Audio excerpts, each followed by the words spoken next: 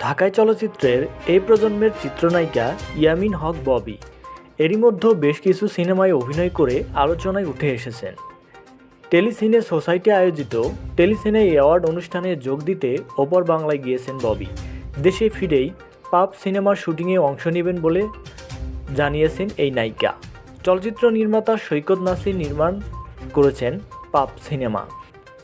এতে ববির বিপরীতে অভিনয় করেছেন চিত্রনায়ক জিয়াউল রোশান। এরই মধ্যে বেশ কিছু দৃশ্যের কাজ হয়েছে। ববি বলেন, আমি এখন কলকাতায় আছি, এখান থেকে 2-1 দিনের মধ্যেই ঢাকা ফিরব। দেশে ফিরেই পাপ সিনেমার শুটিংয়ে অংশ নিব। ঢাকায় বিভিন্ন লোকেশনে এর দৃশ্য ধারণের কাজ হবে। রোশান ববি ছাড়াও অভিনয় করেছেন নবাগত চিত্রনায়িকা আরিয়ানা জামান, জাকিয়া প্রমুখ। সিনেমাটির চিত্রনাট্য লিখেছেন প্রযোজক আব্দুল আজিজ।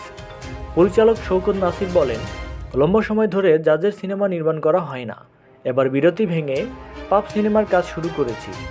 আজিজ ভাই চিত্রনাট্য লিখেছেন, এটা আরও আনন্দের। এই সিনেমায় ববি রোশান অভিনয় করেছেন প্রধান দুটি চরিত্রে। মনে রাখবেন, আমাদের চ্যানেলের সমস্ত ভিডিও শুধুমাত্র বিনোদনের জন্য, কেউ সিরিয়াসভাবে নেবেন না। ধন্যবাদ।